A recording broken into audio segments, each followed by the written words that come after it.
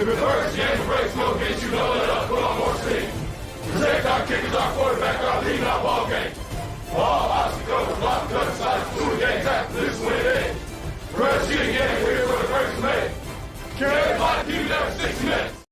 Rocky Top, you'll always be.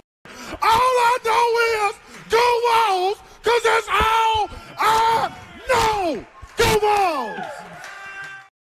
Doesn't have to be perfect, ain't gonna be perfect. We go compete for 60 freaking minutes. All right, enjoy the opportunity, enjoy the environment, and then go play our butts off, play for one another, and have a hell of a lot of fun. Everybody got me? Yes, all right. Well, I mean, obviously, we've spent, 4 years, trying to change the culture, trying to instill in these young men how blessed they are, to have an opportunity to play somewhere like the University of Tennessee. And what an honor it is to have that T on the side of your helmet, and that we're always playing for something bigger than us individually. I don't know. Truly, I don't know how I could answer that, because I don't know what it would take. Really, I don't know what it would be until I feel accomplished. If we win that natty, when we win that natty, then I'll say, my story's been good. Hey, it's us against the world, fellas. Yeah. It's us against the world, fellas. Don't nobody believe in us. Yeah. Don't nobody believe in us. We don't need nobody to believe in us. I believe in you. I believe in you. I know you a dog. I know you a dog. I know we some dogs, man. Hey, all this preparation we put in, all this been talking about. Hey, it's time to go release pain, man. It's time to go put in real work. Let's go. Tennessee on 2, 1, 2, Tennessee. Ball, Tennessee, ready. Ball, Tennessee, ready. Ball, Tennessee, ready.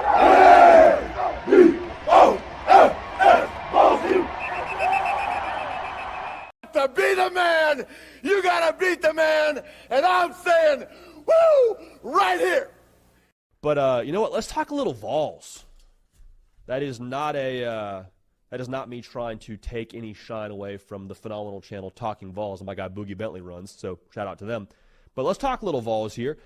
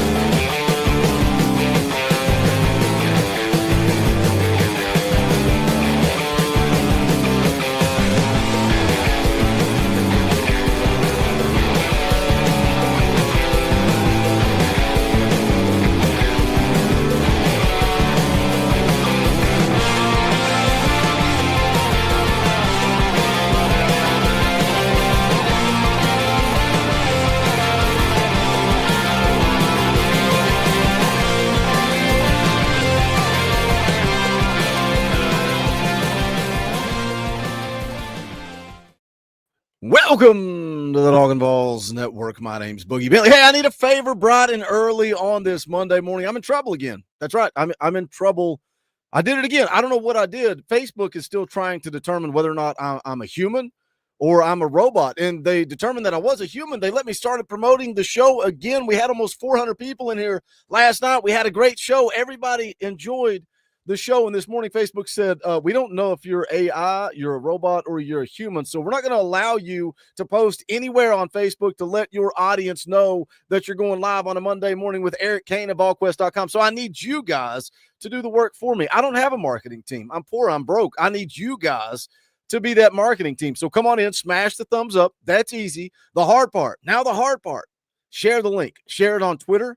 Facebook knows that you're a human, so help us out. Share it to Facebook and say, hey, Boogie and Cain are live. do it. We would appreciate it. Help us grow the channel. Smash the like and share. If you feel so obliged, drop a door fee. We appreciate those as well. As every single Monday morning, this show is brought to you by Grade A Grounds. You can go to gradeagrounds.com. Use that promo code VAWLS, VAWLS. You're going to save 20% at checkout. Also, the blueberry. You guys know I'm a fan of the blueberry blend. You guys, it was out of stock, and it was out of stock because of you. Billy that runs this company, East Tennessee guy, a VFL, Tennessee alumni. You guys know the story.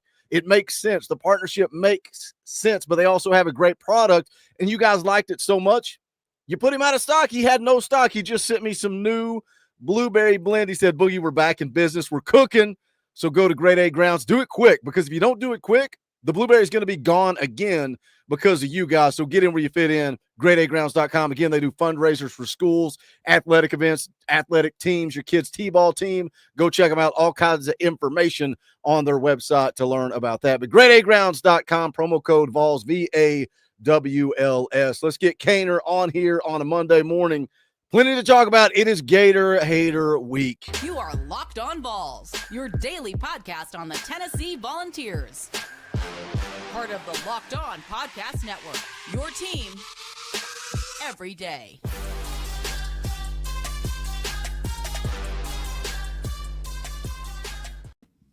Eric, are you do you promote on Facebook? I would imagine that you guys over at VolQuest, you post your links on Facebook, share them around in groups or just on your page, don't you? I would assume. I don't know why VolQuest or Facebook. Maybe VolQuest hates me too. Facebook hates me. I can't promote the show anymore. Yeah, Facebook's weird. It seems like their algorithm and their regulations change all the time. But yeah, VolQuest, we put stuff on Facebook all the time. Now, for my Locked On Vols, I'm like you. I'm poor. I'm a one-man show. I have a Facebook page for the show, but like I don't hardly ever interact on it. So there's just so much going on. But I know that you can't, and this isn't in your realm right now, you don't need to post anything behind a paywall on Facebook because it will not show up in any of the algorithms. But anyway, to answer your question, yes, VolQuest.com is on Facebook. Nothing like talking a little business to kick off a Monday morning show. It's just frustrating, man, to see your numbers start to climb back up and be so good and then not be able to promote your show and talk about your show and remind people, hey, we're live on Monday mornings at 9. I forgot to read Super Chats. I'll do that real quick. I'll make Cainer sit here while I read them. Brian Turner for 5 says, door fee, GBO, let's beat them Gators. Shout out, Brian. We appreciate you, brother. Todd Landers doing what he does every single time the light comes on. When we are live, Todd pops in. Todd gives $2. Todd says door fee, GBO. We appreciate that support. Todd, Vols girl, dropping the top donation of the early show, $10 super chat, door fee, Gator hater all day, GBO. Blake Morgan for 2 says door fee, Ducks do not pull trucks, GBO. Are you going to say that all week, Blake? Blake's been saying that all week. We're going to get into it. We're going to save a little for Florida on the back end. But how you feeling about the matchup on a Monday morning, Cainer? A lot of people in Vol Nation are dealing with battered Vol syndrome. But how do you feel about this matchup? It's Gator. Well, again, you were supposed to use New Mexico State as kind of a launching pad, right? Like get the tough loss to Oklahoma. You had that bye week. I understand there's just not a whole lot of juice there those 2.5 weeks or whatever.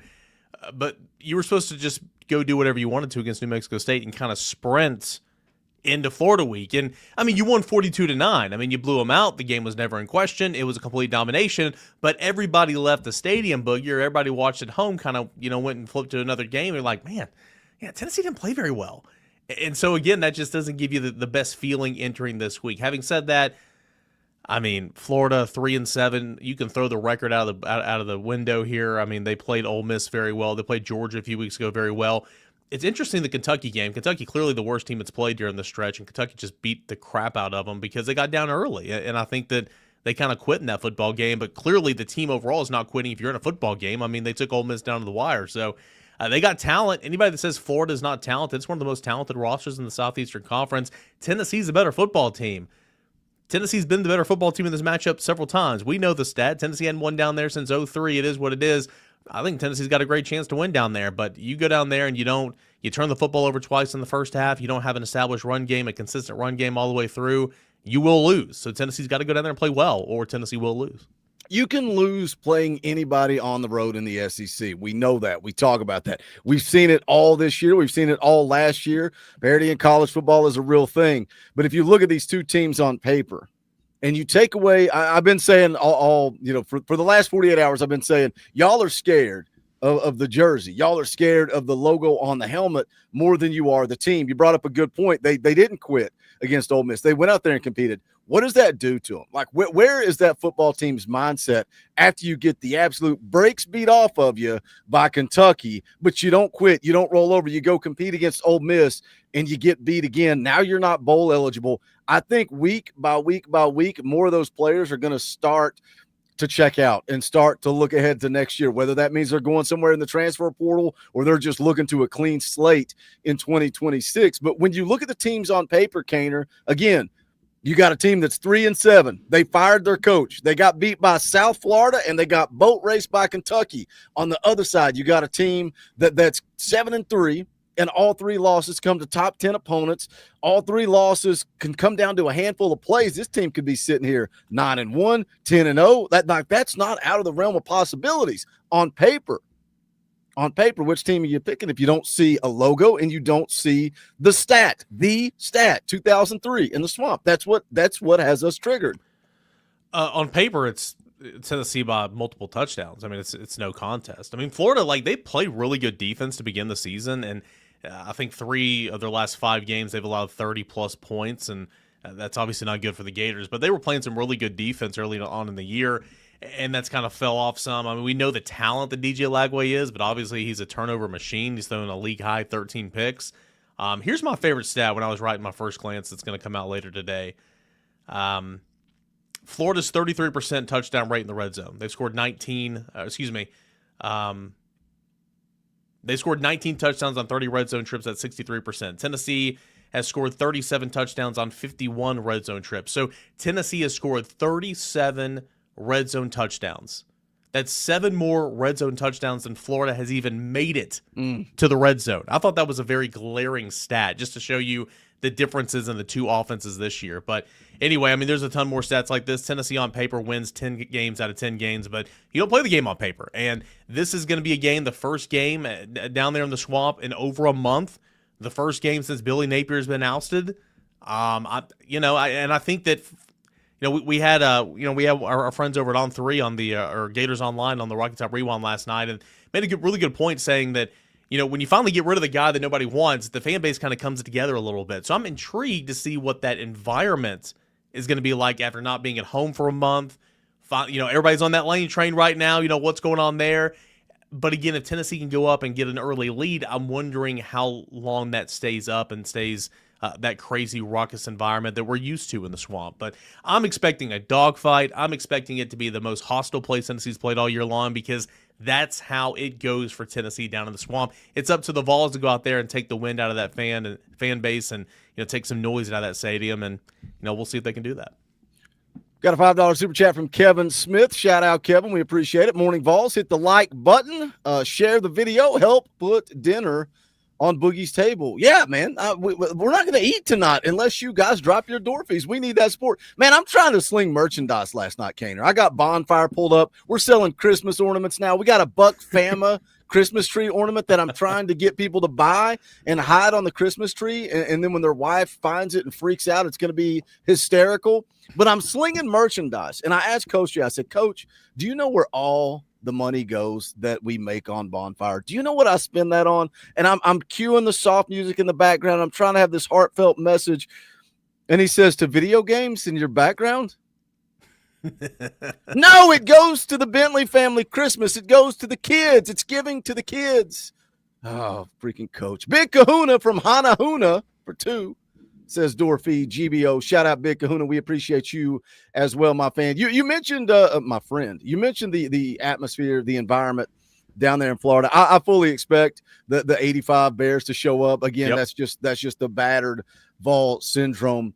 But you're saying you expect that crowd to be hostile. You expect that Florida Gators team to be ready because Tennessee's coming to town, and I think it's Hubs that's been saying it. They're going to preach we don't lose to that orange team when they come down here to the swamp. On the flip side, Tennessee, New Mexico State, boring game, dull. It felt lackadaisical. Felt like nobody cared. You're just out there going through the motions. It was boring live. Guess what, Cainer? It was boring on the rewatch Sunday afternoon. Sitting here by myself watching it again. It was a boring game. Any concerns about this Tennessee team getting motivated and inspired to go down there to the Swamp and play when the college football playoffs off the table?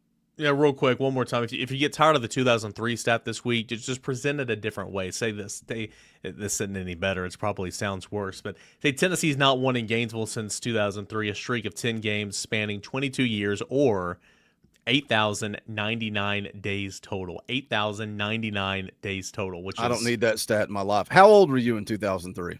Like 9, 10. That is a problem.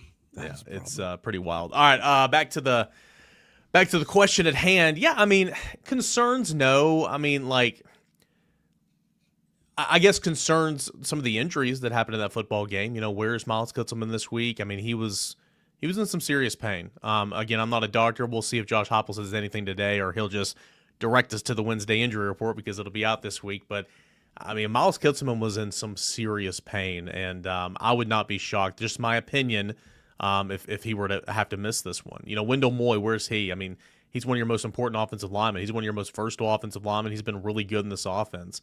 Is he going to be able to go this week? So I think from an injury standpoint, I think from a turnover standpoint, I mean, Joey Aguilar, like, I'm going to ride with Joey.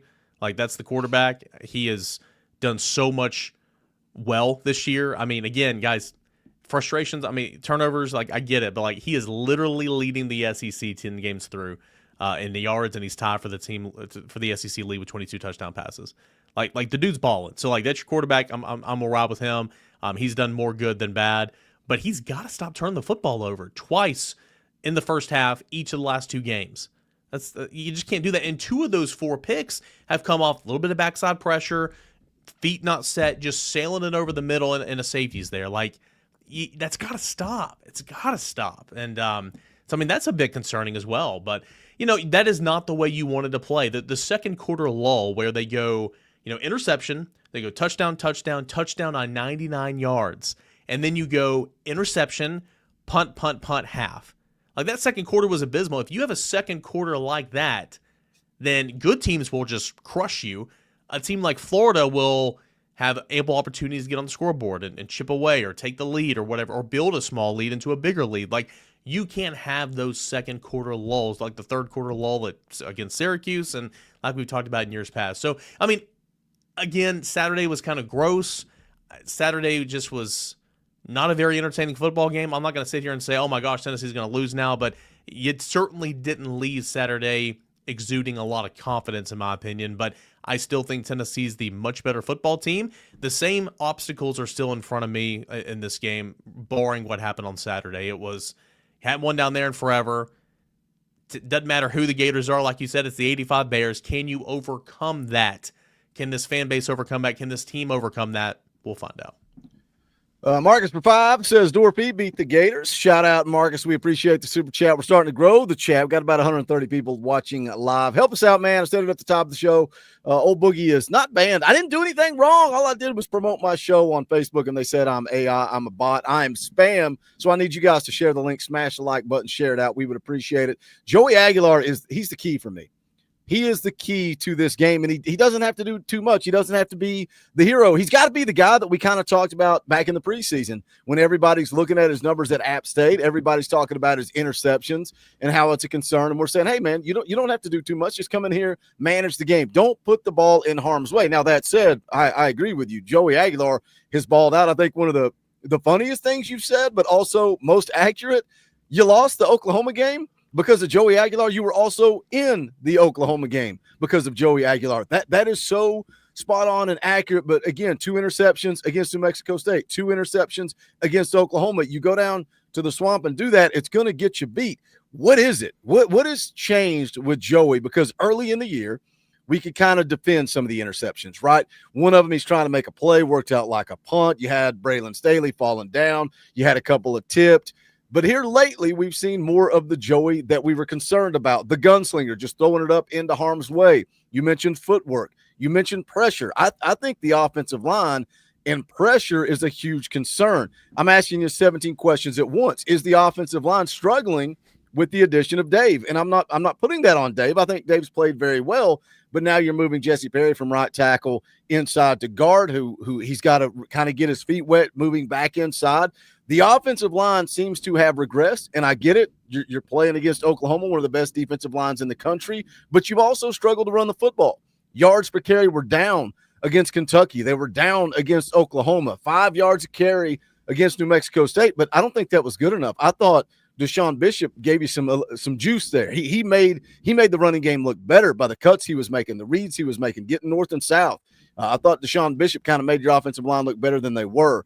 A lot to unpack there. Joey Aguilar, don't turn the football over. What is it? Is it mechanics? Is it pressure? And if it is pressure, what's going on with this offensive line? I'll start with Joey and I guess the pressure. I mean, again, this is New Mexico State. They had one TFL. I don't think New Mexico State had a sack in this game. I could be wrong. I don't have it in front of me. But anyway, Joey was kept on the 84%, kept clean on 84% of his dropbacks. Now, when he was under pressure, he was not his best. When he was under pressure in this game, he was 1 for 4. Had that interception. When he was blitzed, he was 5 for 8 with 2 picks. So he was not pressured or blitzed much.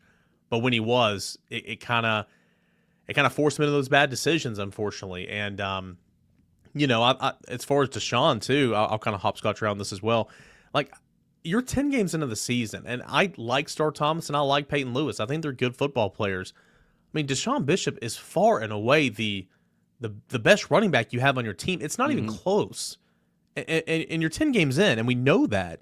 So why are you rotating every third series? I don't understand that, because when Deshaun goes out and they put the other one in, typically they're going to put the other, whether if they put Star in, they're going to put Peyton in next, or if they put Peyton in, Star's got to get a run, and then you got to wait to get Bishop back, 3 series later.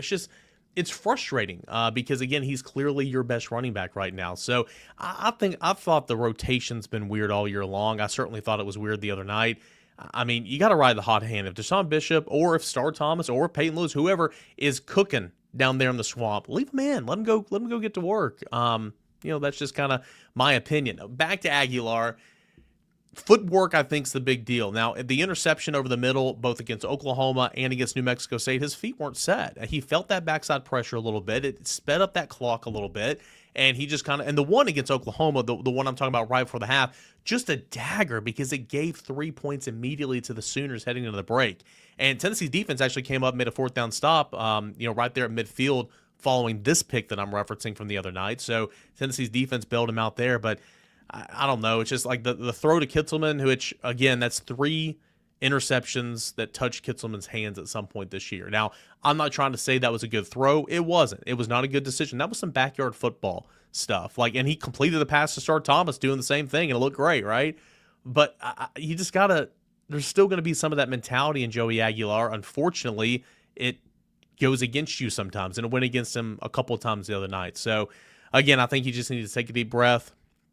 The competition has been much better. Defensive line. Oklahoma is going to be the best defensive front Tennessee sees all year. That team is good. Alabama was good. They were better against Kentucky. We'll see what Florida has. Caleb Banks is a projected first-round pick on the defensive line. He's been held out all but one game this year. Is he going to be back in this game? How does Tennessee handle this? And again, if Wendell Moy's not in there, and you're riding with Jesse Perry and Sham, how are they going to handle all that stuff too? So we'll see what happens. I think at the end of the day, though, it's just some bad decisions by Joey Aguilar, and it's led to some turnovers, and that's unfortunate. I was going to open the show with this, and then I was going to not talk about this, but we're going to talk about it anyway. We have to, man. People are sick of talking about it, but it's because it's been so active and so heavy the last 48 hours, and it's like you could see the writing on the wall, starting with Saturday morning rumors over on the general's quarters. When somebody posts a rumor, it's like the first thing you say in the world that we're in is this true, and is this worth chasing down and trying to see if there's any smoke here? You see that, then you see the tweet from John Bryce confirming that Boo Carter will not be playing. Then AP posts on the board right at kickoff saying Boo Carter is not here.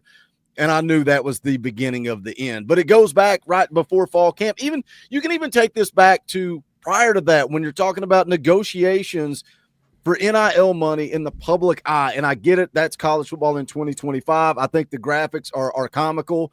I'm back. Well, you didn't go anywhere. You just got a new deal. Like, they're so annoying, but all that played out in the public eye. Then you had all the rumors of being late to practice meetings, all that type of crap, the locker room incident, all these rumors out there floating around. The lack of effort on the field is I mean, it's not a rumor. It's right in front of your face. You can see the lack of effort. You can see the quit in Boo Carter. And again, you can see the writing on the wall as Saturday played out. No shows on Saturday, kicked off the team on Sunday. Thoughts on Boo Carter? Real quick for a comment on Boo Carter, you talk about kind of where we are in this era. I remember, I think it was after the 2020 season, I think it was before the coaching change. But Darnell Wright apparently put on his Instagram, going to make my future plans know, on this date, on this YouTube channel, or on this Instagram channel. And I think it was his buddy's channel. He was just trying to help him out a little bit. But I remember sitting there, I was like, you mean to tell me I got to tune in, waste my time? I got to tune in for a starting right tackle for the University of Tennessee just to see if he's going to stay here for another year. That's just kind of where we are. And of course he stayed and, ended up being a top I like that I'm declaring for the NFL draft when you're like a 6-year senior. It's like, no kidding. I'm well aware that you're going to the NFL draft. Yeah. What else you going on? What else you got going on? Yeah, Boo Carter. I mean, at the end of the day, I think it's a sad story because he's got so much talent. I mean, you and I do that, Tennessee player draft in the offseason a couple times this offseason. And even we did it once and, drafted with Nico and then he left. So we had to do it again. And I drafted Boo Carter number 1 overall. And then, later that week he had all this, it was around July, right? And it's really frustrating. But he's just got so much talent. He can impact the game in different ways. He played really good defense last year, got better as the year went along. We know about his ability returning punts. There was an opportunity for him to impact the game offensively this year. Dude's just a game breaker. And, but there are some players that require more attention and require more steadfast guidance, if you will. And a lot of those players kind of mature and grow up, but, when they leave here, some don't. And, that's just football. Not everybody's an altar boy, essentially. But it's upsetting because I think Boo Carter is a really good player, and you hope that he could stick through this and work its way out. But this has been a long time coming. Again, this went back to, like you said, last December. This went back to July. I mean, it felt like the team was just like, all right, man, we're going to respect whatever coach wants to do. And I'm not putting this on Josh Heupel because, he's got his own set of standards, essentially, for keeping him here as long as he did. But it felt like the team was just kind of like, all right, Boo, okay, I see it, but it is what it is. We're done. We're done. And it's felt like that for a long time. And I don't think anything that happened this past weekend was like, that's it, we got to get you out of here. I think this has just been building and building and building for so long. So it's unfortunate. People keep asking me this year about Boo Carter, and I'll politely say I'm not trying to be rude, but he's been a non-factor. It doesn't even register for me anymore. So how does this affect Tennessee moving forward? It doesn't, because he's not been a factor for Tennessee for weeks now. Especially, he hadn't done anything returning the football, returning punts outside of the UAB game or ETSU. He's played barely any defense in the last 3 weeks, month or so. So it doesn't really affect Tennessee. So I wish Boo Carter the best of luck. I hope he's successful. But yeah, it certainly felt like it was time just to get it over with. Everybody moves on because this has been a long time coming. I think on the field, it doesn't impact anything, right? Like you're just going to move forward and keep doing what you've been doing. Boo Carter wasn't going to play another defensive snap the rest of the year, regardless of this. And I can give my opinion and people can not like it. I think most people in this chat are going to like it, but maybe certain people in his family won't like it. Boo Carter, that's why he's leaving, is because he knew he wasn't going to play another snap. Injury? Is he hurt? Are you hurt or are you injured? If you've not watched the program, go watch the program, because I don't think you're injured. I think you're hurt, and you're using that to jump into the portal and try to save face here a little bit. That's one man's humble opinion. But if it doesn't impact you on the field, did it impact you in the locker room? Did it impact the culture? And I'm going to make a video later today talking about this and going through some specific things, but hindsight's always 20/20.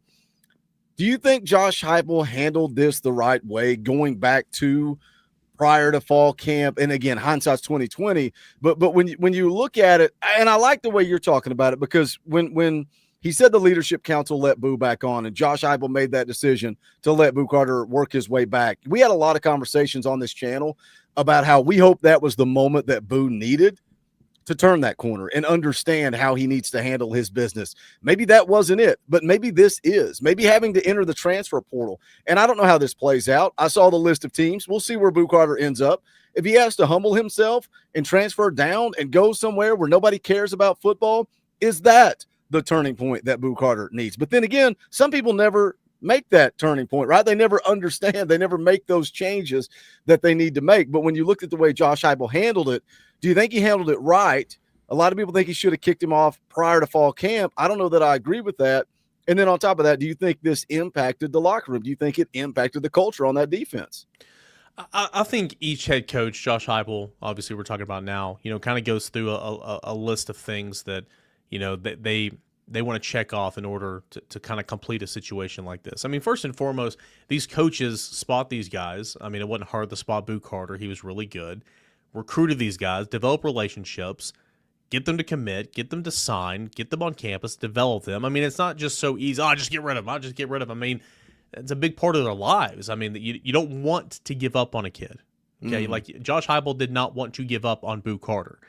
And, a lot of times I think, if you keep certain individuals in the confines of a program and practice and structure and everything, and it kind of buys, a lot of people. I'm not just talking about specifically Boo Carter. I'm just talking about in general. Like, it just kind of buys time to kind of mature and grow up and be obviously a part of the football team and be a good impact player. You never want to give up on a kid, especially one that you brought here and said, hey, I'm going to take care of you during your college career. So I don't have a big issue with how Josh Heupel handled it. That's just my opinion. Now, I mean, I'm sure there are things I don't know, and hindsight's 2020. I don't have that big of an issue. As far as the locker room, I think they reached a point to where obviously he quit on a few things during the month of July and, had to come back. And I think, he had to work himself back. I mean, he did not practice in fall camp like the first 2 weeks. He didn't play in a scrimmage at all outside of returning punts until like maybe that last one. I mean, he had to. He never started this year. Obviously, he would have been out there starting at star and returning kicks and all that from day one against Syracuse, if not for all this. So I think that he kind of had to earn himself back, and I think the teammates kind of saw that and were like, okay, well that's good. But then you get to a point to where sometimes you don't see the effort on the field where it needs to be, or you continue to be late for things. And I think they just reached a point, this is my opinion, where it's just kind of like I said earlier, okay, whatever, we're done. Like, it is what it is. You're on the team, cool. Hope you make some plays, but like we're doing our own thing. And so I don't necessarily think that this has or will impact the locker room, in my opinion, because again, I just think that at the end of the day, I think Boo Carter was on an island. I think Boo Carter was on an island of one. Unfortunately, that's leaving Tennessee now. So again, best of luck to him. I never root for the downfall of any kid, so I hope he has some success. I don't think he's going to transfer down, Boogie. Somebody's going to pay him a lot of money, and he's good enough, obviously, to play anywhere. So I'll be intrigued to see where his landing spot is, but I don't know where that is. Don't care. But good luck to him, and we'll see what happens. I don't long-winded answer. I don't think that really affected the locker room. In my opinion, because I just think that for the most part, they were just like, all right, whatever, we're just doing our own thing. I think it's you got to point out Josh Heupel's in a no-win situation, right? Same thing with Nico. Like it's not easy to sit there and go nobody's bigger than the T when QB1 just hit the portal and you have no idea what you're going to do in a few months when football season kicks off. Now, that softened the blow when Joey Aguilar comes in here and has been the player that he's been, right? All of a sudden, we forget about Nico. Everybody's talking about, oh, we won the trade, this, that, and the other. If Josh Heupel kicks Boo Carter off the team, and you're looking at Jamad McCoy, who could ultimately end up being out for the entire year, Ricky Gibson gets hurt, all of a sudden you're going, wow, we lost our three best defensive backs, and Josh Heupel kicked one off, right? You start pointing fingers. You shouldn't have kicked him off. Hindsight is always 20/20. That's why Josh Heupel gets paid the money that he gets paid, and we get paid the money that these kind folks in the chat gift us through Super Chats. Cainer, we're going to leave a little meat on the bones for you this week with the Gators. Tell us what you're going to be talking about over on Locked On Vols. What are you going to be talking about over at VolQuest for the Tennessee-Florida matchup coming up on Saturday night, another night game in the swamp? Real quick, pull up Dylan's comment here, saying there's a difference between the Nico situation and Boo's situation. Boo at least tried to mend bridges in fall camp, even if it wasn't enough. Yeah, I mean, I think there's something to that, right? I do think there was a point in time in July where Boo showed up and was like, man, I made a mistake. This is bad. Like, I need to try to earn the respect back of my coaches and my teammates, and I think that he went out and tried to do that. Nico, of course, when he missed practice, he never came back. Like, it was done. Like, I mean, that was over then. And so I do think that there's something to this. Again, I don't know all the details. I don't pretend to know all the details. But when Nico didn't show up to that Friday morning practice, like, it was over. Like, it was done. Like, Boo came back and said, what can I do? You know, how can I get back to where I need to be? And so each situation is different. It's not one and the same, clearly. But can I play a little devil's advocate there? A little devil's advocate real quick. Mm-hmm. Portal was open when Nico's drama played out. The portal was not open. Boo Carter had zero opportunity. Nowhere to go. It's either come back and apologize to your teammates or you're not playing football till 2026. I think that was a big part of it. I also think that's a big part of maybe why Josh Heupel made the decision that he made, because you bring up a good point. Don't quit on these kids. And somebody just put it in the chat, because I've said it on this channel a lot. I said, what's Boo Carter's life look like for a full year without football, or at least from July until he ends up somewhere in spring camp? What's his life look like off the field? I don't want to sit here and point fingers and speculate. We've all seen the rumors. I think Josh Heupel may have done Boo Carter a favor trying to get him to buy back into this team. But I think it's worth noting that portal closed when the Boo drama played out. No, you're exactly right. Like, that is a very good point. And I remember all these reports coming out like Boo Carter, Colorado. I'm like, how does that work? And like, I'm sitting here going through my mind like, okay, is he going to walk on? Is he going to be financial aid? Like, NIL, like, I mean, I guess there's a path there, but like, you start believing the walk-on stuff. It's like, wait, is he going to go walk on at Colorado and they're going to just give him money? It's like, I don't know, man. Surely that's not legal, but you got to, again, that goes back to what I said. You got to chase it when that stuff comes out. Yeah, exactly. So again, like, Boo Carter's no longer part of this Tennessee football program. Wish him the best. I hope he's successful somewhere else. Clearly, you know, I knew back in July, in my opinion, that this just was not going to end well. So, and here it is, and Tennessee's going to move on. Tennessee's got Florida this weekend, and yeah, man, I mean, it's Florida week. It's a big week. We talked about, like, we went 2.5 weeks to just no juice. It was, we're blessed to do what we do, Boogie, but sometimes it's hard. It was really hard the last couple of weeks, given the circumstances. It is not going to be hard this week. What an opportunity to get down there. Again, beat that team you haven't beat since 2003 down there in the swamp. Continue to take a step towards finishing with an undefeated record and sprinting into momentum to try to spoil Vanderbilt's season. Yeah, it's going to be fun. Tennessee, Florida week. I mean, we juiced up for that. So we got full coverage of that all week long. Got some guests coming up on Lockdown Vols I'm excited about. And, yeah, looking forward to this week. These are fun weeks, so I'm excited about that. If you're not subscribed, go over to Lockdown Vols, give Cainer a sub. I know you guys already are subscribed. You can give him a follow on Twitter @_Cainer. Also, go check him out, VolQuest.com. Cainer, always a good time. We'll catch up later in the week, brother. Thanks, Boogie. All right, later. All right, the show must go on. Cainer says, good farewell. I must bid you adieu. He's got more important things to do, but we're going to continue to talk a little Tennessee football because it is Gator Hater Week. How you guys feeling in the chat? You guys know the deal. This is when you guys start to drive the show, and we're going to go and we're going to listen to Heupel's post-game press conference. We're going to see what he had to say after the win over New Mexico State. That's going to open up some talking points, but also I love when you guys bring some talking points. Man, last night, the last two Sunday night shows have been a lot of fun. I love talking ball with Coach Jay. When me and Coach Jay are in here, sometimes we start cooking. We start getting some good conversation. But you guys, man, the chat, I can't tell you enough how when you guys bring it, and I know on Monday mornings, a lot of you guys are at work. A lot of you guys are tuning out the boss, and you're tuning in Boogie and Cainer. But when you guys are engaged, when you guys are bringing good stuff to the chat, man, that's when it is so much fun to do what we do here on the Talkin VAWLS Network. So shout out to you guys.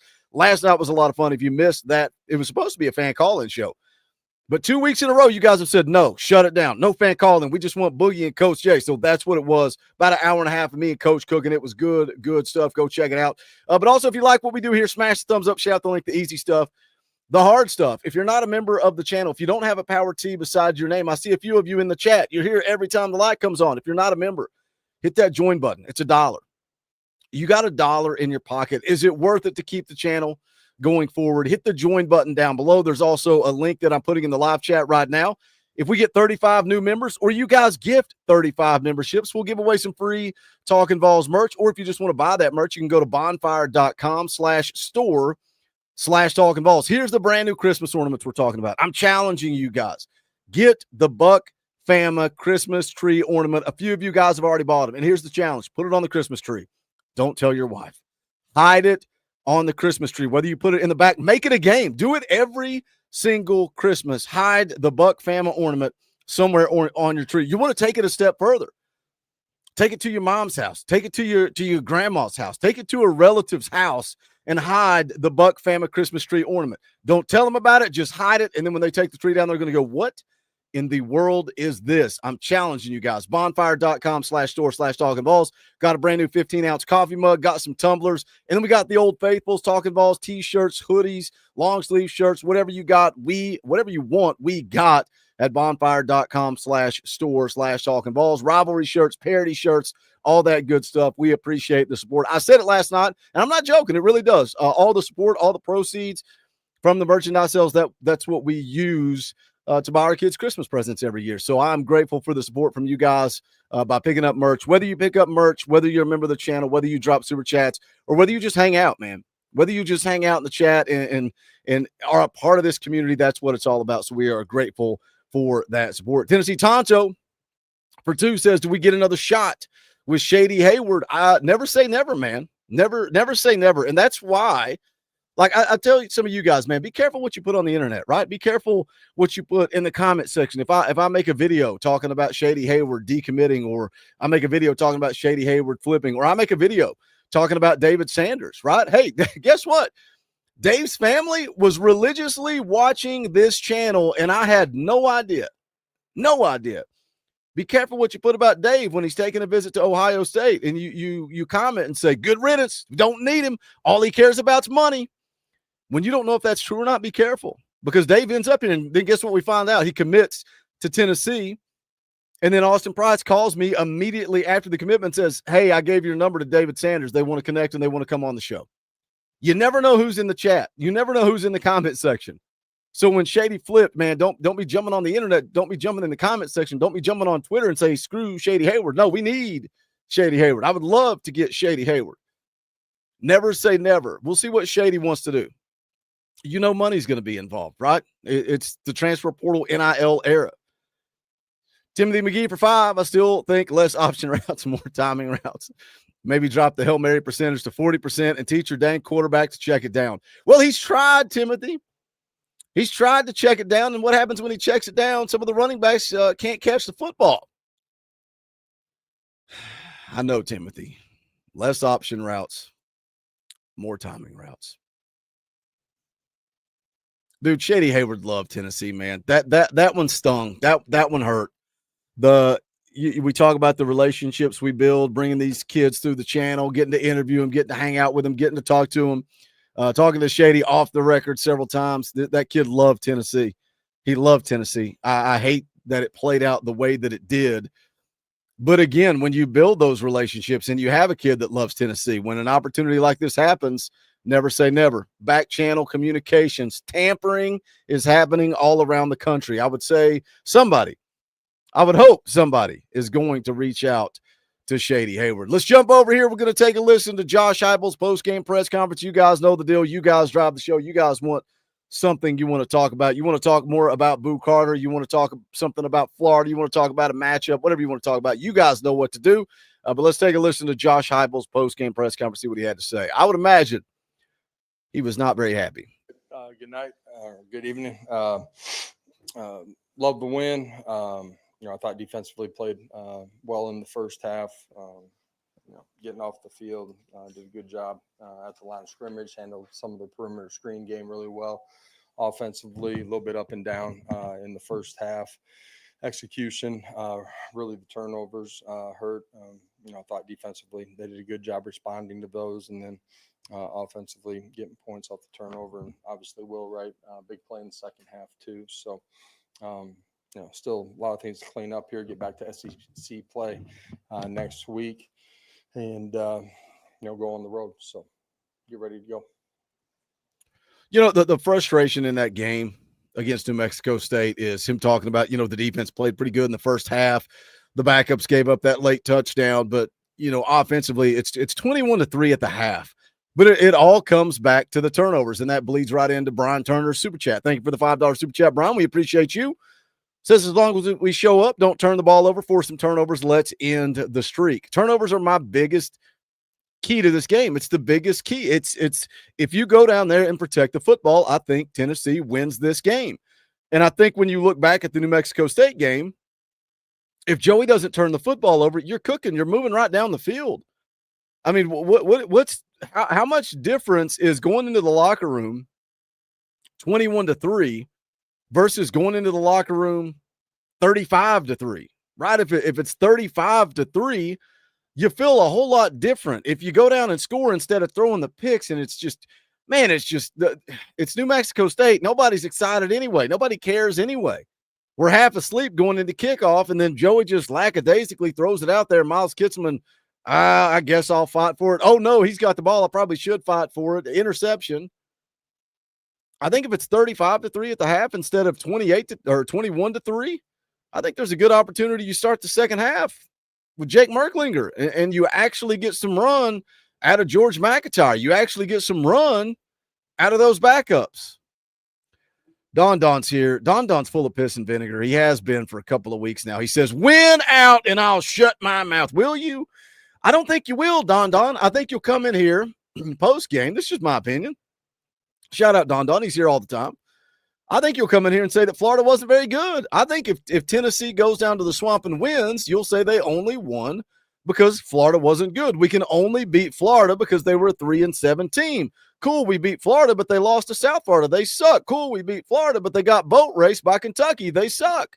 I'm pretty sure you won't stop talking about how bad Josh Heupel is and how bad Tennessee is. I'm pretty sure I know what I'm talking about there. I guarantee you that you will move the goalpost. I guarantee you that most people that say Tennessee has no shot in the Swamp will devalidate the win after the game's over. I guarantee it. I'd say a good 90% will say, yeah, we beat Florida, but it's because they're no good. Been here, done that. I've been doing this a long, long time. Timothy McGee for 5. Shout out, Timothy. We appreciate you, brother. Still think Cutcliffe's West Coast offensive scheme is better than Heupel's offensive scheme. Maybe. I mean, David Cutcliffe's a freaking great coach, man. I love Cutcliffe. Look what he did at Duke. Look what he did with Eli Manning at Ole Miss. I think David Cutcliffe's a great coach. But if we're wanting Josh Heupel to change his offensive scheme, that's not going to happen. I think Josh Heupel will adapt his offensive scheme. I think he's adapted his offensive scheme this year. I think they've made some good changes in the offseason.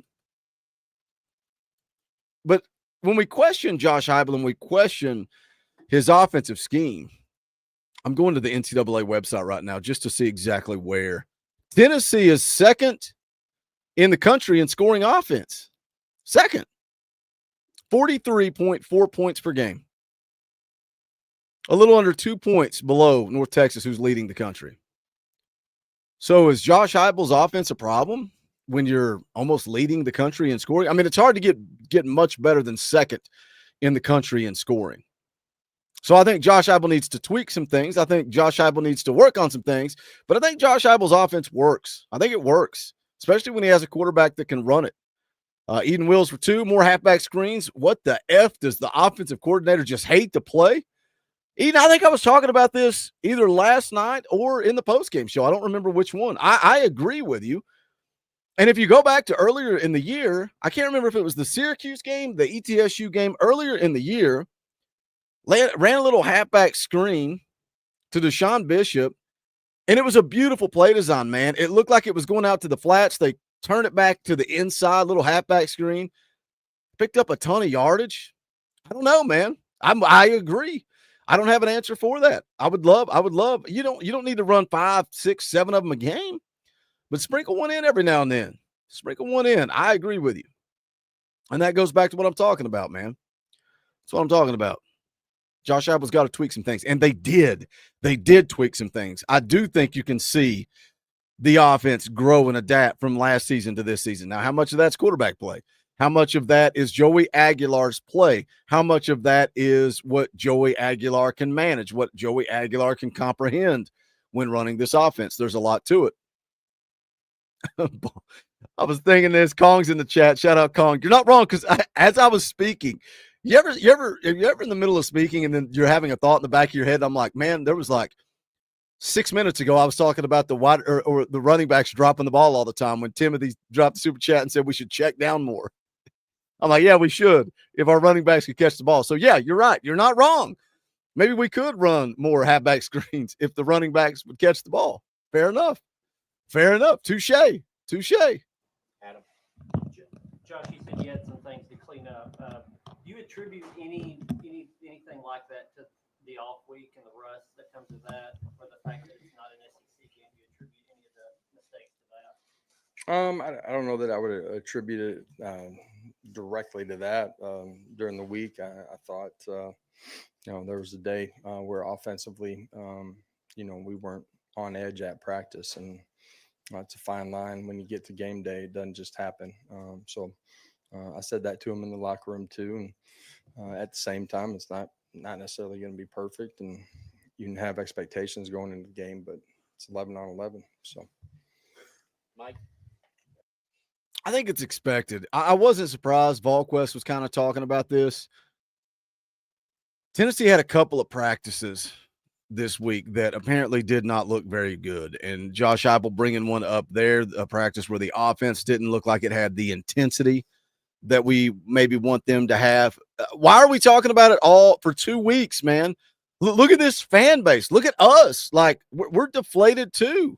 Look at I always say this. And people are like, oh, why is Boogie complaining about viewers? I'm not complaining about viewers. I'm telling you, I can see the spike. I can see the tank. I can see a trend. All right, this fan base is getting excited. They're getting excited. The casuals are tuning in. Oh, we lost to Oklahoma. This plane's about to crash. Now I know who's going to be in the chat. It's going to be the real ones. It's going to be the diehards. It's going to be people that eat, sleep, and breathe Tennessee football. It's going to be the people that in the month of freaking February, we can be talking about recruiting. We can be talking about a high school kid that dropped his top 5. You guys are going to be here because you are obsessed. You guys are psychotic. You guys love Tennessee football, but those casuals have checked out. Those casuals are gone because the college football playoff's off the table. And if you're not going to win a national championship, then screw Tennessee. I'm not going to watch. I don't care anything about it if this team's not going to win, because if they don't win, then I can't rep my power tee, and I can't go out here and run my mouth and talk my trash and be an arrogant fan. Brother, did you live through the 15 years, the 20 years of misery? Because I can remember JP, his girlfriend, being on the phone with my wife in a complete panic saying, JP's going to kill somebody. He's so mad. He's so irate. We can't get the game. It's not showing up on cable. We don't know what's going on. You want to know what game that was? That was a Vanderbilt game at the end of the year when Tennessee had no shot of making a bowl game. A bowl game, bro. A bowl game. Not the college football playoff, not a national championship. Tennessee couldn't even make a bowl game, and Vols JP is irate on the phone. That's why he's the trash bag emoji in the chat. Drop those Vols JP emojis in the chat. He was so irate because he couldn't watch a freaking Vanderbilt game in a season that it was over. We're not going to a bowl game. It was the last game of the year. Those are the ones. Those are the real ones. But when I can see the fan base tanking off and the fan base checking out and the college football playoffs off the table, and you got 2 weeks, you got a bye week, 2 full weeks before you go play New Mexico State, who you're favored to beat by 40. If you and I are checking out, what do you think a 18, 19, 20-year-old kid's doing? Knowing I'm better than New Mexico State, why in the world do I got to show up to practice? We talk about practice. I'm not surprised at all that they showed up flat-footed against New Mexico State. Now, they better show up against the Gators. You can't get fired up to play against Florida. You can't get fired up to go beat the Gators. I think we'll see a little juice this week. I think we'll see a little pep in the step of the Volunteers this Saturday. I think this fan base is going to have a little pep in their step. I think this fan base is going to start to buy back in this week, and I think you go beat Florida in the Swamp, and then when Diego Pavia and Vanderbilt come to town the Saturday after Thanksgiving, our bellies are full of turkey. We got the Christmas tree up. There's presents everywhere. There's probably some of those delicious Christmas tree cakes that I got on my T-shirt because I'm so obsessed with them. Probably eating a couple of those when Diego Pavia comes to town. I think Neyland Stadium will be electric. Neyland Stadium will be rock and rolling. Neyland Stadium will be ready to go. Now, the 2 weeks prior to New Mexico State, not so much. Not so much. Timothy McGee for 10 Says, I question 90% Hail Mary passing, no create. Why do you keep saying, where did this come from, Timothy? You're on this Hail Mary bandwagon. What about the ones that work? What about all the deep shots we've hit to Chris Brazzell? What about all the deep shots that have worked? What about the deep shots to Mike Matthews? I don't think it's a Hail Mary. No creativity, no jet sweeps. Get rid of the wide receiver bubble screens. They never work in a real game like an NCAA 25. Timothy, come join the Patreon. Come join the Patreon, and I'm going to run those bubble screens on you all day long. I'll put the link into the Patreon in the chat right now. Go join it. Go join it, Timothy. I want you to come join the Patreon dynasty, and I'm going to run bubble screens on you all game long. And then just when you think you're going to shut down the bubble screen, I'm going to hit you with that quarterback draw. And there's nothing, absolutely nothing you can do to stop it unless you're foul ming. I can't run it on foul ming. I can't run it on foul ming. Rant, engage. Yeah, the rant. You guys got your Monday morning rant. Drop those orange boys in the chat for the Monday morning rant. You guys got what you wanted. The grade A grounds coffee is flowing through my veins. The sweat is starting to pour. That's what happens on Monday morning. Timothy's the top donation of the stream with a $10 super chat. I need an orange boy for the Monday morning rant. Monday, can we turn that into a t-shirt? Let me think of all the ways I can make money real quick. There's only 158 people in the chat. Monday morning rant, a boogie emoji with a coffee cup. Boogie rant. Should I just make a shirt that says boogie rant? Would anybody buy a shirt that said boogie rant and it had the boogie emoji with a coffee cup? Would anybody buy that? Because I bet 15 to 20 people said, Boogie, make the Christmas tree ornament. Make the Christmas tree ornament. Make the Christmas tree ornament. We made the Christmas tree ornament and we've sold 3 of them. We sold 3 of them. I need you guys to stop lying to me. Do you want a Boogie Rant shirt? Good old Nate. It's good to see Nate in the chat, brother. Says, put a little boogie in it. The best part of waking up. I'm not finishing that sentence. Let's hear more from Josh Heupel. Josh, who not being available today, what was the reason for that? Was he at the stadium today? At the end of the day, there's a standard you got to meet to be in that locker room, and so he was not out on the field with us. That'll be the last. That'll be my last response to anything related to that for right now.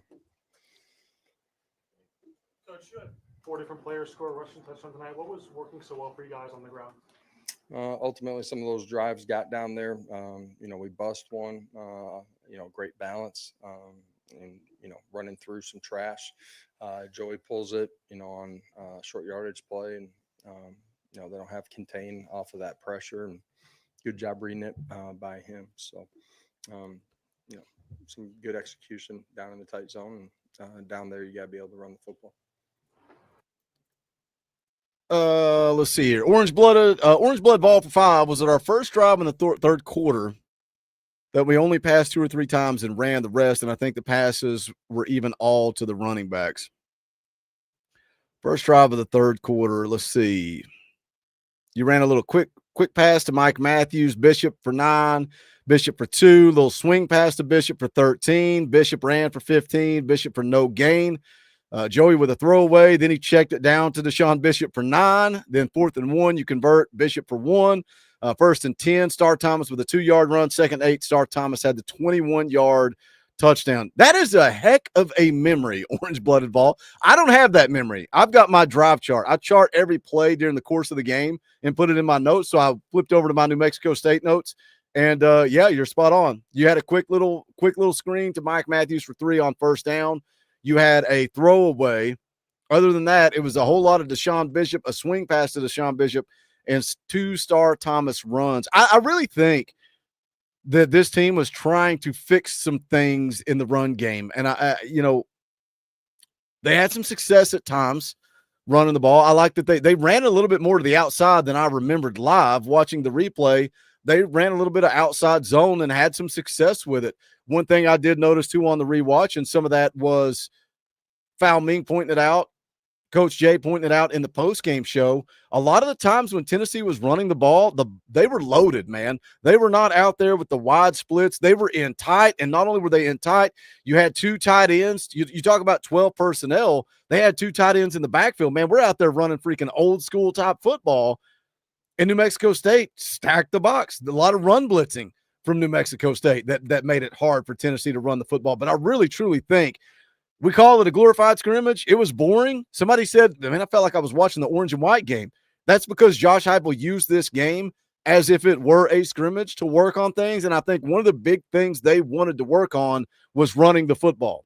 And that may be boring to watch. It may be awful for us to watch. But at the end of the day, if that helps us improve the run game, if that puts some film on tape that you can go into the film room after the game and continue to clean up and try to improve it, yeah, you can make improvements this late in the season. If that gives you an opportunity to improve the run game, when we've struggled, we struggled running the football against Ohio or Oklahoma. We struggled running the football against Kentucky. If this gives us something that gives us an advantage or helps us improve the running game in these last two games against Florida and against Vanderbilt, then good. I'll take a boring game against New Mexico State if it helps this team in the long run. Brian Turner drops an Orange Boy. We love Orange Boys. I wish we could get some more Orange Boys rolling in here because it makes my heart happy. It makes me feel good about myself. And if you feel good, then you're going to live good. You're going to live right. And Brian Turner making me feel good on a Monday morning. We'll play the clip. Rocky Top! Brian Turner also knocking Timothy off the leaderboard. $20 super chat, top donation of the morning stream. Shout out to Valued Client. That's the top donation of the month. He dropped $100 in gifted memberships the other night. $100.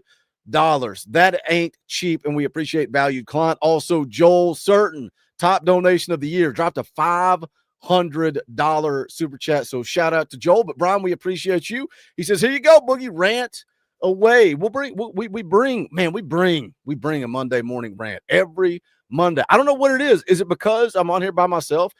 Is it because Coach Jay is not here to talk me off the ledge? That's why I bring him in here on Sunday night, to keep me from yelling and screaming. But sometimes I get fired up, and I think you guys enjoy it. I think you guys like a little Boogie Ranch. Boogie, did I say ranch? Man, maybe I'm thinking about homemade. I made some homemade ranch dressing. You guys like homemade ranch dressing? It's literally the packet buttermilk and mayonnaise, and it's so good. It's you know how you get that ranch and it's like tangy and it's disgusting, or you get that ranch and it's like creamy and tastes like mayonnaise. That's the ranch I want in my life. Maybe I'm thinking about ranch dressing on a Monday morning. Soar the Demon for 10 says this team never treated this game like a game. It was just practice. We talk about practice. We talk about practice. You could feel it from the way they worked on things. Many times the players didn't even look for flags, just reps. I agree, man. I agree. Sorry, Dylan. I thought it was Tuesday for some reason. We'll be live tomorrow night, 6:30 p.m. Eastern time, playing EA Sports College Football. Sometimes things get weird, but it's always a good time. I encourage you to come hang out on a Tuesday night. We streamed until almost 1 a.m. this past Tuesday. Almost 1 a.m. It's a good time, man. We play music. We talk about food. We talk about whatever. About an hour. We talk football for about an hour. Then it becomes complete chaos. Anyways, shout out to the Demon. Appreciate the super chat, brother. Shout out Brian for the Orange Boy. I love Orange Boys. I bet we can't get another Orange Boy. I bet we cannot get Can we get another Orange Boy in here?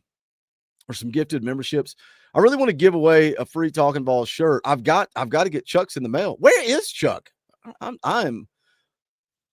got a little ADHD going on this morning. 35 memberships. 35 memberships. We'll give away some free merchandise.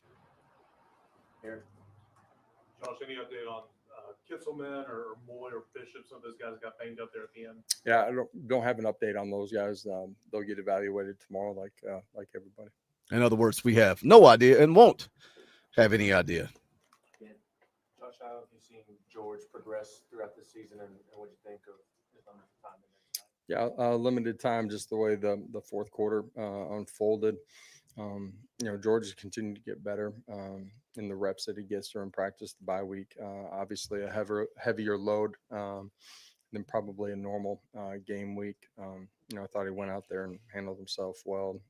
Throws the boot play and picks up yards, and then the 1 3rd down. Just we're getting beat up a little bit in man press, but all in all, he's continued to grow. I'm not crowning George McIntyre the next Peyton Manning. I'm not even crowning him the starter for 2026. But I think George looks the part, right? He completed one pass on Saturday. And what's funny is somebody commented and said, George ain't it. George ain't it. He's not it. How do you know?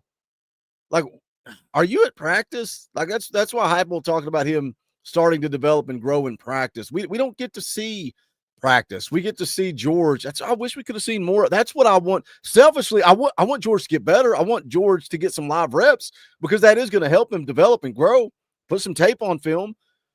But I want to selfishly see George. I want to see him ball out, man. I want to see what he's capable of doing, but I just don't know because I've not seen enough. But on the flip side of that, I don't see how anybody can sit here and say George ain't it. How do you know?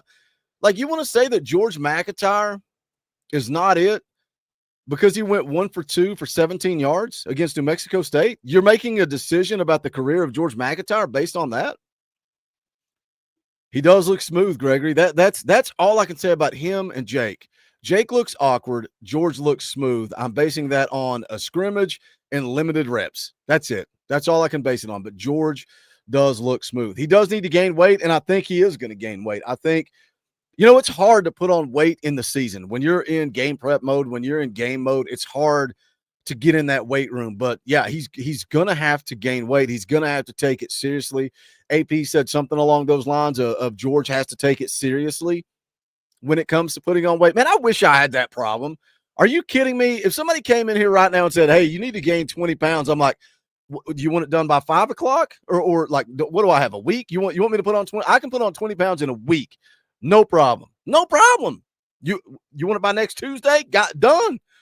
Done. It's a problem for George. It's, bro, come hang out with Boogie for a week. We'll put 20 pounds on you. No problem. No problem. We'll play video. We'll treat it like a Tuesday night. We'll play video games.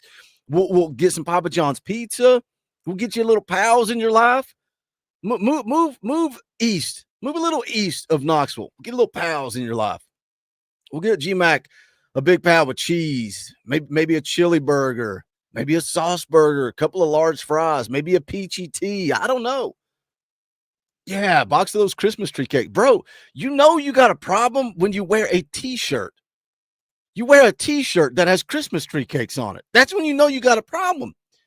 What's the greatest day of my life? Is it the day I got married? It's the day my kids were born?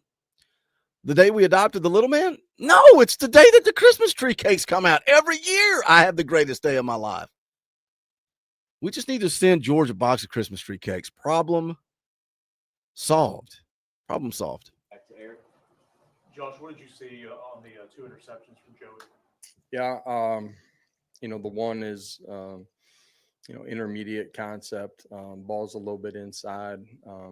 We got to go close out and finish on the play too. And, he's moving in the pocket on the second one. He saw the post player, was actually trying to throw the over. And body may not have been in a great position and, gets hit a little bit on the play and the ball just sails on him. 2 plays that we have to go execute and, can't be turnovers. Josh, what have you seen from Jaden Perlotti? It seems like every time he's in the game, especially when he's seeing the ball and go getting it, he's closing fast. Yeah, see ball, hit ball, go get it. Yeah, and he's pretty good at that.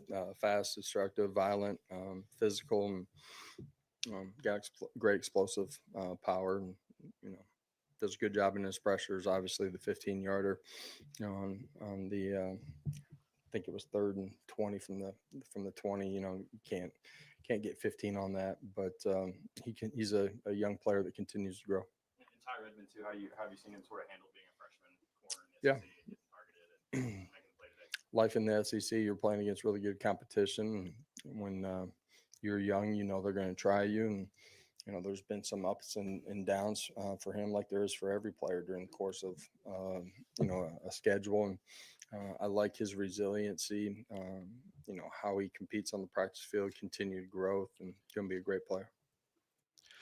How come Coach didn't talk about Jaden Perlotti bringing his hands with him, bringing his arms with him? Do you see the look on Josh Heupel's face right now?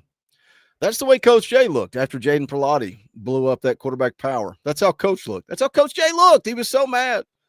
Tennessee Smokey is here. He says, no real content here, just Boogie Bentley ranting about things that do not matter. GBO, just trying to have a little fun in my life, Tennessee Smokey. Just trying to have a little fun with the chat. I don't know if y'all like it. Do y'all like this? Do y'all not like this? Man, I could be dull and bland. I'm just trying to have some fun. I hope you're having fun, Tennessee Smoky. Brian Turner for 5 says, love the Christmas tree cakes, Boogie. So delicious. See, Tennessee Smoky, when I talk about Christmas tree cakes, when I go on these rants, I could have taken it a step further. I could have talked about the Christmas tree cake dip. Have you seen the Christmas tree cake dip? It's ridiculous. You're going to take Christmas tree cakes and crumble them into a bowl, and you're going to throw cream cheese and whipped cream into it, and you're going to blend it all together and then dip cookies in it? Are you kidding me, Tennessee Smoky? Have you seen that? You would go on rants about that too. And then when you go on rants about it, Brian Turner gives me $5 super chats. I'm getting super chats to talk about Christmas tree cakes. I think I'm doing something right, Tennessee Smoky. I think I'm doing something right. Good old Nate Pruitt says diabetes. Super Saiyan says that sounds amazing. Dylan says I'll be 400 pounds by January. Oh, Ben's had the dip. See, I've not had the dip yet. The dip will change your life. It pops up on my reels because my life is nothing but food. It's like if this dude bought a T-shirt with a Christmas tree cake on it, he will want the Christmas tree cake. So let's put this in his face. All you do is crumble them up, bro, and you throw some cream cheese in there and blend it together. That's it. Now, the chat's talking about Baja Blast Pie. See what happens, Tennessee Smoky? It's not my fault. I'm here to get detailed and break down the X's and O's. I'm so knowledgeable when it comes to the X's and O's. I know so much about the game of football and breaking down the inside details, the little small details that nobody else sees. But I would rather talk about Christmas tree cakes. Bert Smith for 2. Shout out, Bert. We appreciate you. Dorothy for Christmas tree cake recovery fund. Shout out, Bert. That's what I'm talking about. See, people want to drop super chats because I need more Christmas tree cakes. I mean, my house flooded and my daughter wrecked her car, and there's still a GoFundMe for that. Like I had to replace a car. I had to replace my entire downstairs. And shout out to Foul Ming. I'll even put the GoFundMe in the chat. You guys want to support it? It's still there. We're still working on it. We got to redo the whole outside of the house. Man, that costs a lot of money. That broke Boogie's bank. That's why I get on it. Why does Boogie just beg for super chats? Because I am broke. Mother Nature destroyed my entire downstairs. So there's a link to the flood recovery fund in the chat there. You can go to GoFundMe and support it. I appreciate everybody that has, but I've really stopped talking about it because I don't like to do that. But Bert wants to buy me Christmas tree cakes. He doesn't want to fix my basement. That's not fun. But buying me Christmas tree cakes is fun. Michael says, does anybody else hide to the Christmas? See, it's turned into a Tuesday. How did I let this happen? Did the pool get flooded? No, but I did have to go out in the middle of that storm, and I had to start draining the pool immediately. I had to backwash the pool for about 30 minutes straight to keep it from flooding. If it flooded, it would have been worse than it was. Does anybody hide this? No, because I ate the whole box in one sitting. All right, I'm going to focus. I'm going to get we're pre-gaming for Tuesday, Super Saiyan says. We're pre-gaming. Oh, my gosh. How did we get started on Christmas tree cakes? I don't even know how this started. All right, let's get back to Josh Heupel. Tennessee Smoky's mad at me. He says I'm not bringing good content. We got 165 people watching live. We would probably have 1,000 if I was making clickbait videos about Nico. Maybe I'll do that after this. All right. Snap and clear. Back to Ben on the left. Josh, what did DeJuan Morris do to earn those opportunities on punt return? Yeah, he's just been really consistent here. We had him in there early in the year. Game 1, he got some opportunities, and as a young player, just understanding how the game gets played and the nuances of it. He's just continued to grow in his ability to communicate, understand when he's got space, and so we've been continuing to grow him in that role. Josh, I guess just generally speaking, with some of the guys who didn't play tonight because of injuries, were there any situations where some of those guys, if this were a league game, could have gone? Yeah, I think a majority of those guys, probably would have been able to go. Coach, this with New Mexico State, do you kind of use this as an opportunity to try anything new or try any concept with the guys or anything like that? Like defensively, certain positions in particular, played a lot of young guys today. Defensively from them, kind of a defense of the day every week. They're very multiple in what they do. And so, early in the football game, figuring out who and what they were going to be and trying to adjust to it. Josh, the defensive line seemed to get a lot of PBUs. David Hobbs had a couple, Tyree West in the pick sixes. What allowed those guys to have that success, being able to get in quarterback's face and get hand up?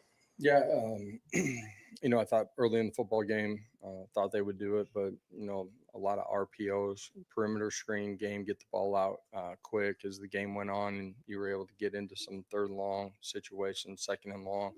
The ability for those guys to, rush the passer and, win at the line of scrimmage and affect the quarterback. I thought as the game went on, we did a better job of that, and in part just because we had more opportunity to.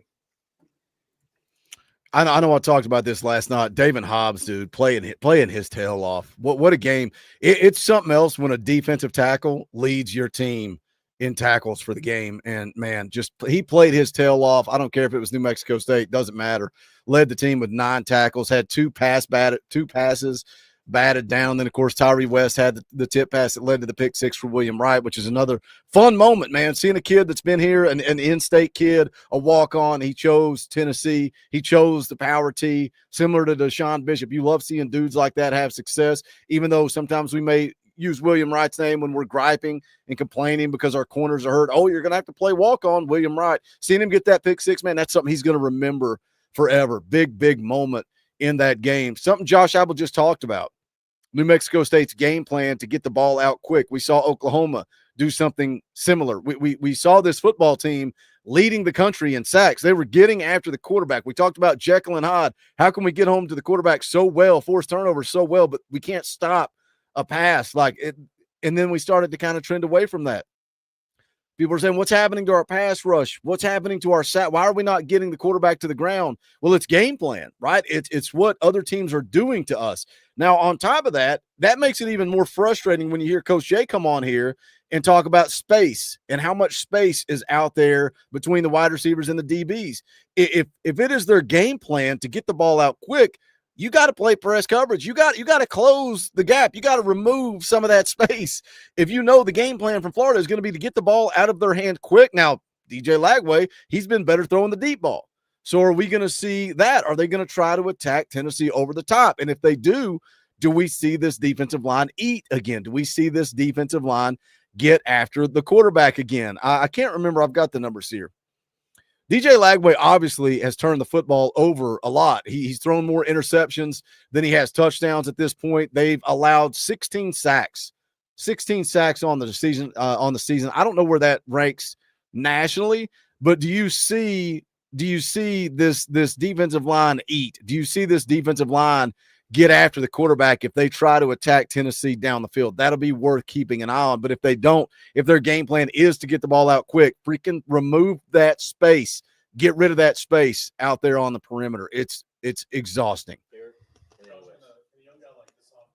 And his versatility, being able to do some different things, help you guys, on the road next week and back here against Vandy. Yeah, Jason's continued to grow. A guy that missed a bunch of all of spring ball, and as he's come back, learn how to play in the core.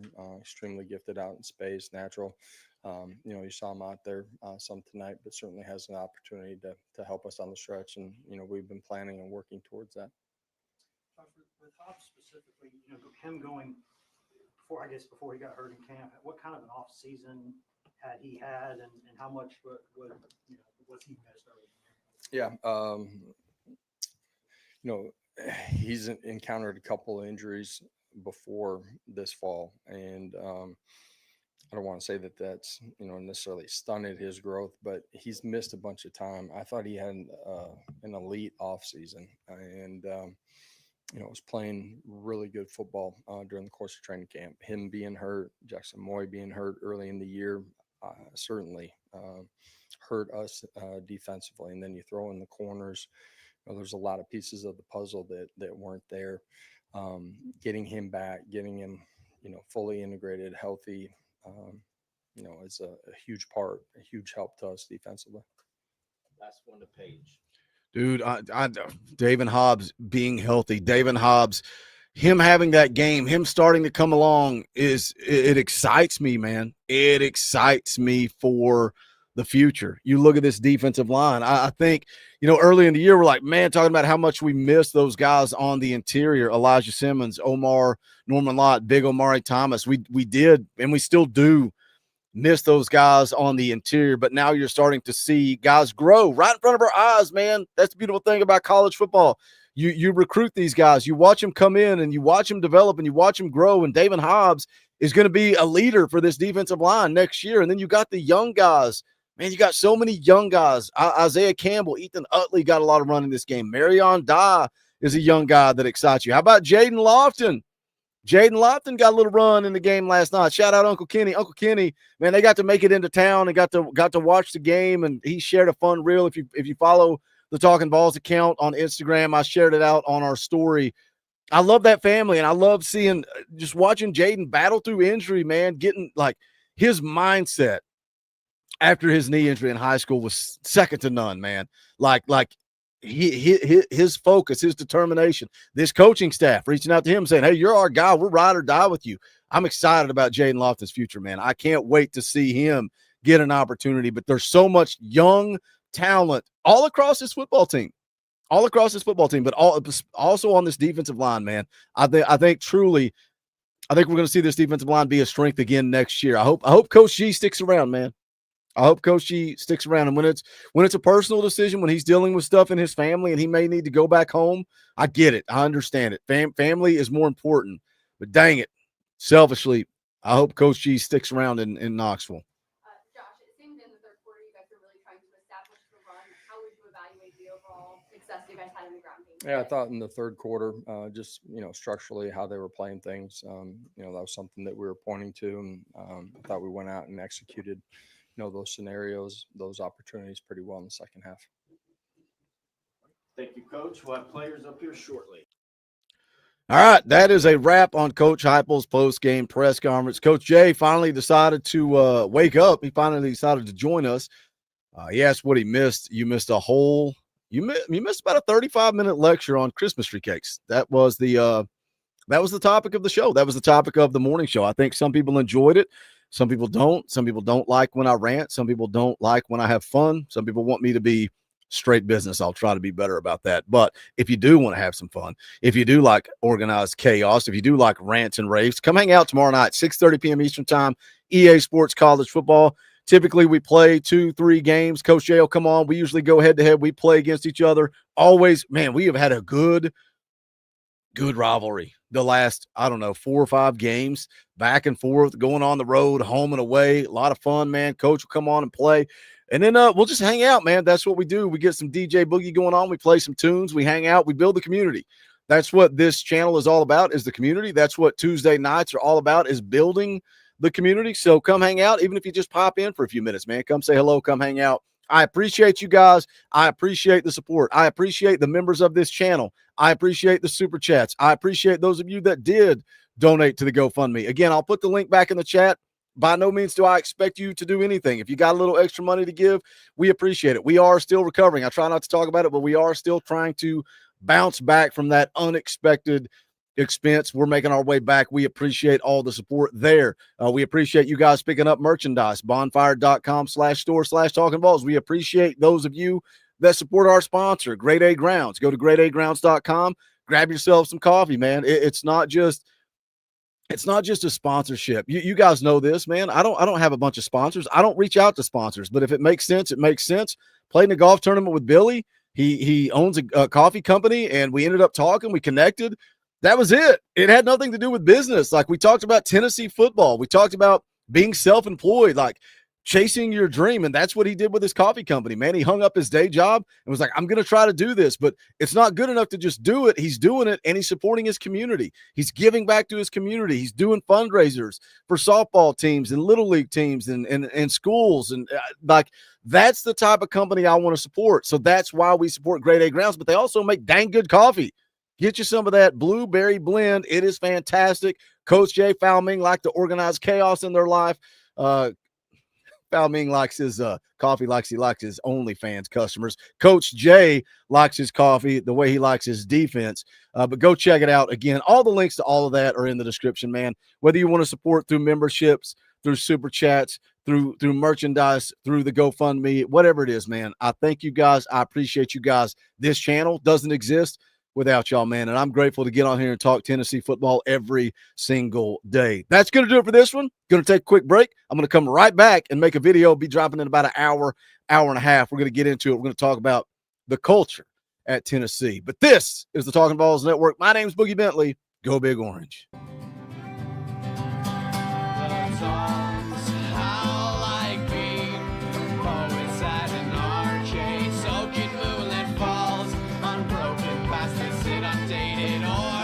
That we call home.